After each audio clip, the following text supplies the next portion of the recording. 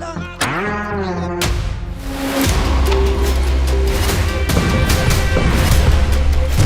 जब तक हमास हथियार नहीं डालता, इजराइल बम बरसाता रहेगा, इजराइल मिसाइलों से मारता रहेगा। इजराइल तब तक मारेगा जब तक हमास और उसके असल आका मटियामेट नहीं हो जाते। पीएम नेतन्याहू ने ये वार्निंग अरब वर्ल्ड को दे दी है। उन्होंने प्रेसिडेंट ट्रंप को भी साफ साफ कह दिया है कि अब इजराइल किसी की नहीं सुनेगा। इजराइल किसी का गुलाम नहीं। इजराइल एक एक मौत का बदला दुश्मनों की बर्बादी से लेने लगा है। पीएम नेतन्याहू ने बताया है कि 13 अक्टूबर से अब तक इजराइल ने गाजा पर 153 टन बारूद बरसा दिया है। आने वाले दिनों में आसमानी हमले और भयानक होंगे। हैरानी की बात यह है कि इजराइल ने तूफानी हमलों का दौर तब शुरू किया जब अमेरिका के उपराष्ट्रपति जेडी वेंस तेल अवीव के दौरे पर थे। वेंस जब इजराइल डिफेंस फोर्स के टॉप कमांडर से मुलाकात कर रहे थे, तब गाजा में जंगी जेट और मिसाइलों से बमों की बौछार जारी थी। हालांकि वेंस ने पीएम नेतन्याहू से मुलाकात के बाद बयान दिया है कि अमेरिका हमास को हथियार छोड़ने के लिए मनाने की कोशिश कर रहा है, मगर ये काम बहुत मुश्किल है।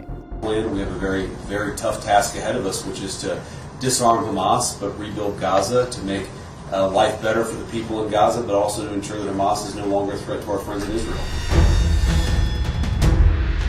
हमास ने पहले ही साफ कर दिया है कि वो किसी भी कीमत पर हथियार नहीं छोड़ने वाला।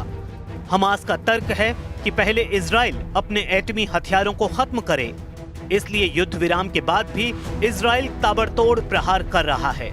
पीएम नेतन्याहू ने इजराइल संसद को बताया है कि गाजा में सैन्य अभियान खत्म नहीं हुआ है। प्राइम मिनिस्टर नेतन्याहू ने वेस्ट बैंक को इजराइल में मिलाने का बिल भी संसद में पेश कर दिया है, जिस पर अमेरिका की तरफ से सख्त बयान आया है। अमेरिका के विदेश मंत्री मार्क रूबियो ने कहा है कि वेस्ट बैंक पर बिल युद्ध समझौते के लिए बड़ा खतरा है। इससे अरब देशों का मूड खराब हो सकता है। What do you make of the Israeli parliament moving forward on potential annexation of the West Bank? Right as well, that's a vote in there. Yeah, that's a vote in the Knesset. But obviously, I think the president's made clear that's not something we'd be supportive of right now, and we think it's even threatening to the peace deal. So, they're a democracy. They're going to have their votes. People are going to take these positions. But at this time, it's something that we think it might be counterproductive. हालांकि PM Netanyahu ने जवाब में कहा कि वो Israel की सुरक्षा के लिए जो भी मुमकिन है वो कदम उठाएंगे।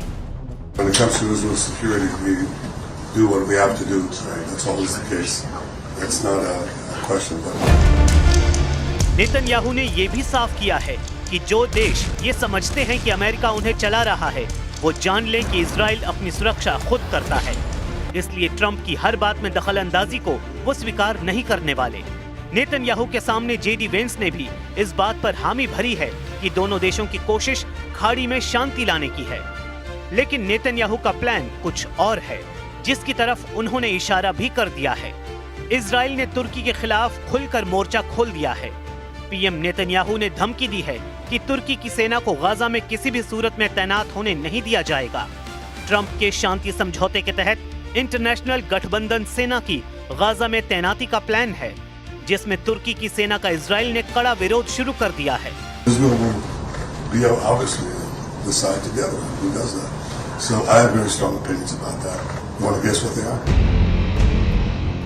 तुर्की के राष्ट्रपति एर्दोआन ट्रंप के गाजा पीस डील में कितने अहम रोल में थे, इससे इन तस्वीरों से समझा जा सकता है। ट्रंप ने 8 मुस्लिम देशों के नेताओं से जब मुलाकात की थी, तब एर्दोआन उनके साथ बैठे थे।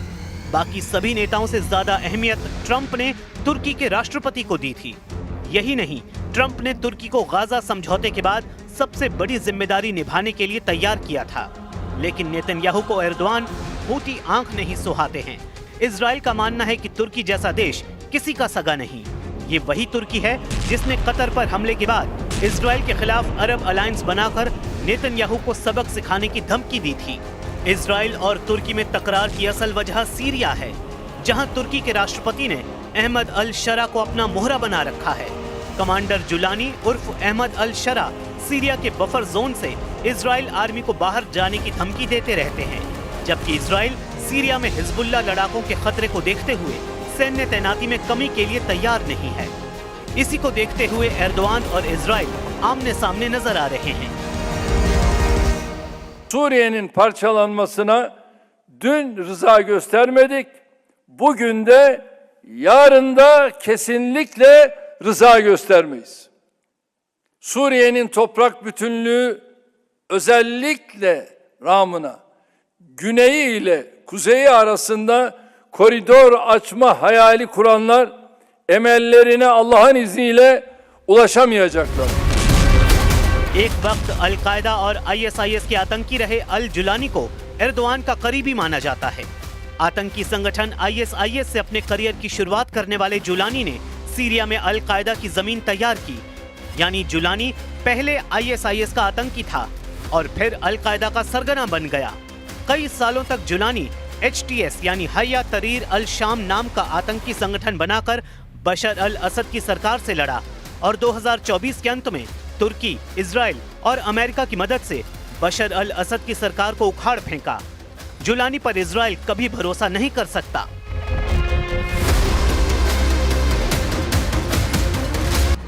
वैसे भी इजराइल की पॉलिसी क्लियर है, दुश्मन जहां है उसे वहीं दफना दो। दोहा में हमास का लीडर खलील अल हया है, जो फिलहाल इजराइल का सबसे बड़ा टारगेट है। नेतन्याहू खलील अल हया को जिंदा नहीं छोड़ने वाले, लेकिन अगर अब कतर पर हमला हुआ तो ऐसा युद्ध भड़केगा जिससे कई देश जलकर राख होंगे। कतर ने इजराइल के खिलाफ गोलबंदी शुरू कर रखी है। कतर ने अरब इस्लामी शिखर सम्मेलन की इमरजेंसी मीटिंग कॉल की थी। इजराइल से आर पार का फैसला स्वयंभू खलीफा एर्दोआन लेने के मूड में तब से हैं, क्योंकि इजराइल के सबसे बड़े टारगेट कोई और नहीं, तुर्की के राष्ट्रपति एर्दोआन हैं। इसलिए कतर पर हुए हमले के बाद तुर्की लगातार एक्शन में है। तुर्की की सेना के लड़ाकू विमानों ने दियारबाकिर और माल्टाया हवाई अड्डों से उड़ान भरी। एर्दोआन ने तुर्की की सभी सेनाओं को हमले के बाद से अलर्ट पर कर दिया था। तुर्की एयरफोर्स दिन रात जंगी जेट से हवाई इलाके में गश्त कर रही थी। तुर्की ने सीरिया और इराक सरहद पर सबसे ज्यादा निगरानी बढ़ाई थी। तुर्की ने airborne warning and control system भी तैनात कर दिए थे।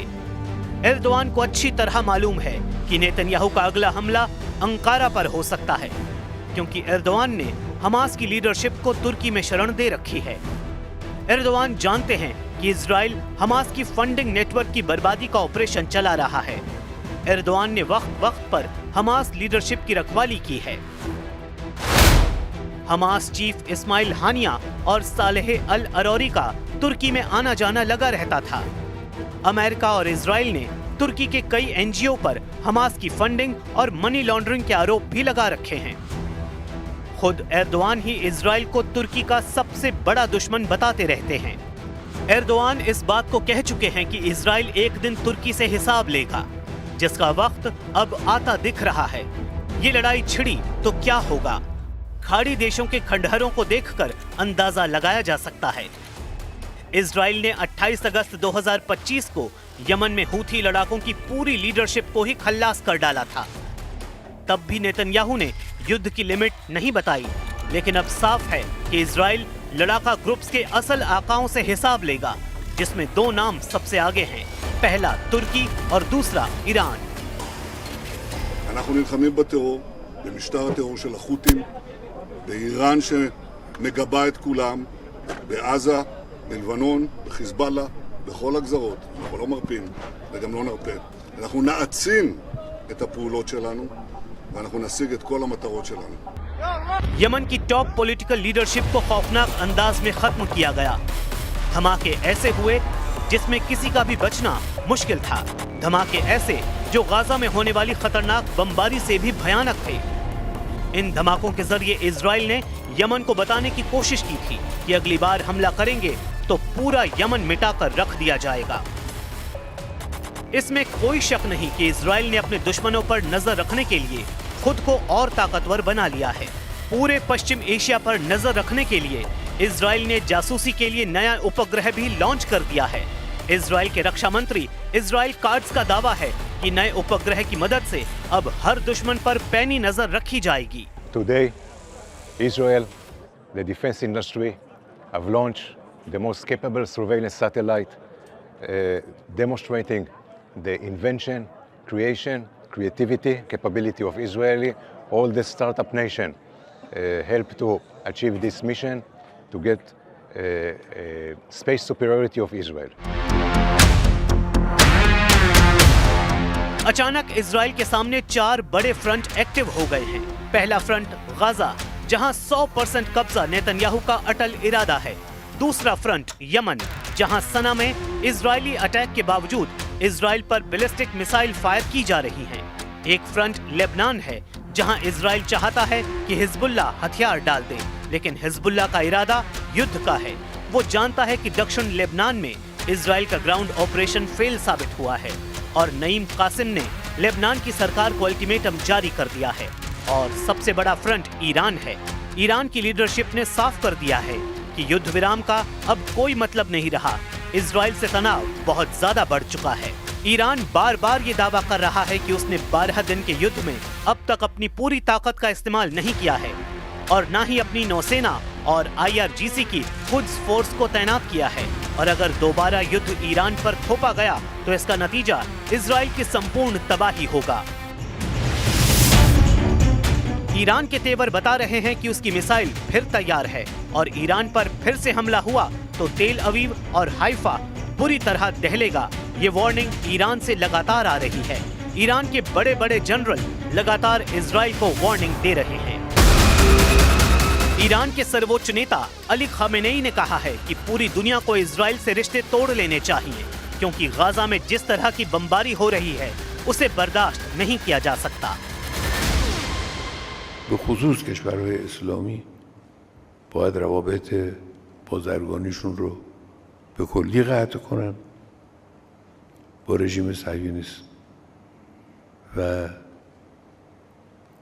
حتی روابط سیاسی را هم قطع کنن، منزوی کنن. بیش از اون چیزی که امروز البته نظام خبیث صهیونی امروز منزوی ترین دولت دنیاست، در این شکی نیست.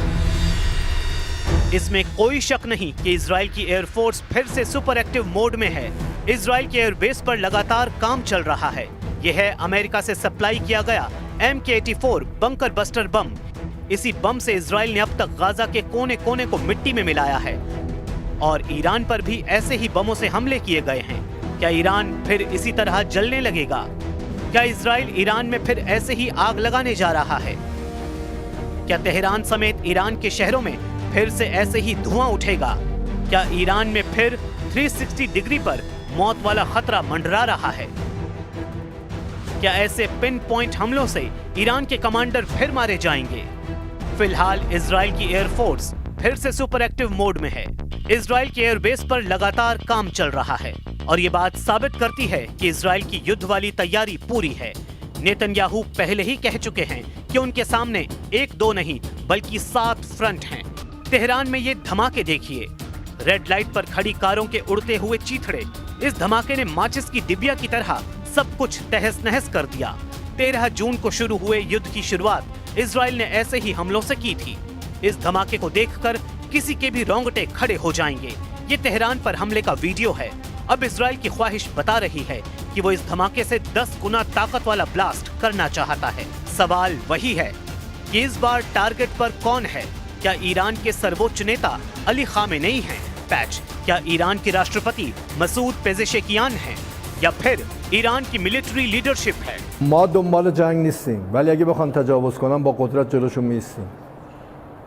ما نمیخوایم به جنگیم، از روز اولم گفتیم، ولی از جنگ هم هراس نداریم.